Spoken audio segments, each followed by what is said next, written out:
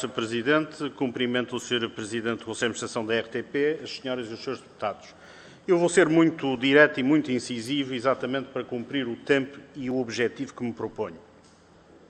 O Sr. Presidente do Conselho de Administração terminou a sua intervenção aludindo ao aspecto, naturalmente, da capacitação financeira para dotar a RTP Açores de jornalistas, de correspondentes e dos recursos humanos que permitam que ela cumpra efetivamente o que está no contrato de concessão e, para além disso, para que os Açores tenham na RTP um contraponto à sua realidade arquipelágica, à necessidade de continuidade territorial e à sua projeção no exterior e à sua identidade e também à sua autonomia. E vou centrar a minha pergunta, que lhe peço respostas objetivas, no seguinte. Eu não encontrei a RTP Açores nos relatórios e contas da RTP com uma contabilidade analítica, isto é, como um centro de proveitos e de custos. E, neste sentido, é fundamental nós sabermos estas contas em concreto, esta contabilidade no que a RTP Açores diz respeito, para podermos tecer considerações sobre o modelo de governança, sobre que modelo queremos, sobre a capacitação da RTP. E então pergunto-lhe, objetivamente, na dimensão dos proveitos, qual é o valor da contribuição anual da taxa do audiovisual para os Açores, nos Açores? Qual é o valor da indemnização compensatória que cabe aos Açores e qual é o total anual de receitas comerciais, quer as locais, isto é, geradas localmente, quer a parte das receitas comerciais de todo o universo RTP, mas que naturalmente tem uma cota-parte que corresponde à dimensão e à realidade dos Açores.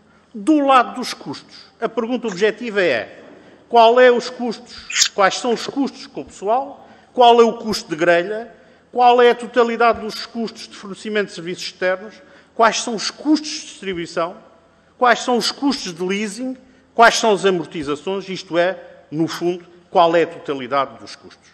E só para começar a nossa conversa e falar de coisas concretas, nós precisamos saber qual é este balanço. Nós precisamos saber se a RTP Açores é um contributo líquido para a RTP enquanto serviço, enquanto entidade nacional, ou, não sendo, qual é o déficit que estamos a falar. Nós temos que aferir isso com realidade. E é incrível a opacidade sistemática com que esta realidade objetiva que caracteriza a RTP Açores não transpareça nos relatórios e contas da RTP. É absolutamente inadmissível. Nós, para falarmos que não temos recursos financeiros para a RTP Açores, temos que saber em concreto de que é que estamos a falar. E atendendo a uma singularidade difícil, os Açores têm que ter um tratamento naturalmente diferenciado e que responda à realidade de sermos 9 ilhas. Não como o Sr. Presidente, provavelmente, no infeliz exemplo que deu em junho, de, em relação a Braga, mandar uma equipe do Porto. Quero também ainda sublinhar que, ao contrário do que disse a Sra. Deputada Isabel Rodrigues, uma notícia em São Miguel, para nós, é tão importante como uma nas Flores. Eu peço desculpa, pode ir ouvir o que disse e eu tomei boa nota. Portanto, para nós é fundamental o que se passa nas Flores, como o que se passa na Graciosa, como se passa em Santa Maria. E, portanto, esta importância obriga a que nós tenhamos correspondentes e que tenhamos uma presença em todas as ilhas. Esta situação reiterada ao longo dos anos e aparentemente refugiado na falta de orçamento, tem que ter um fim. Porque aquilo que se presenteia são desculpas atrás de desculpas, são quadros precários, é um não vínculo a uma deontologia profissional que os jornalistas têm e é um péssimo serviço público que reiteradamente a RTP tem nos Açores. Muito obrigado. Muito obrigado, Sr. Presidente. Bom, em relação às questões que o Dr. Paulo Muniz coloca, em primeiro lugar, a atividade da RTP nos Açores, como noutros pontos do país, tem um enquadramento legal através do contrato de concessão e através da lei da televisão e da lei da rádio. Em nenhum ponto eu consegui encontrar, aquilo que no fundo o Sr. Deputado está a exigir à RTP.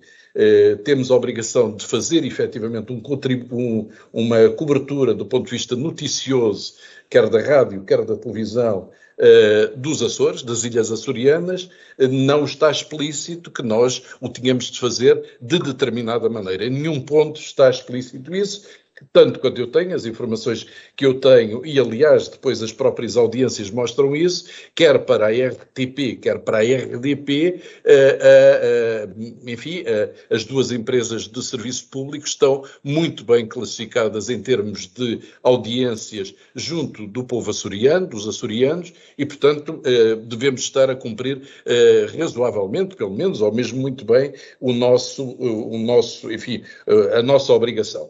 Dito isto, gostava de dizer que talvez, enfim, me parece um pouco fastidioso estar a dar todos os números, terei muito gosto em depois enviar-lhe discriminadamente tudo aquilo que me pediu, daria apenas os grandes números.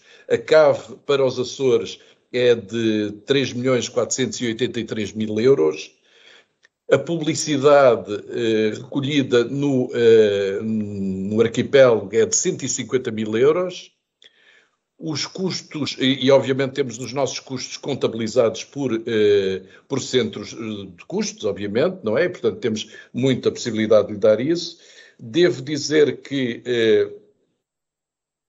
enfim, suponho que talvez seja interessante também saber que o resultado operacional do Centro dos Açores em 2020 foi negativo em 5,3 milhões de euros, repartido, portanto, entre a RTP Açores e a RDP Açores, e isso implica um financiamento adicional da própria RTP ao Centro Regional dos Açores, na diferença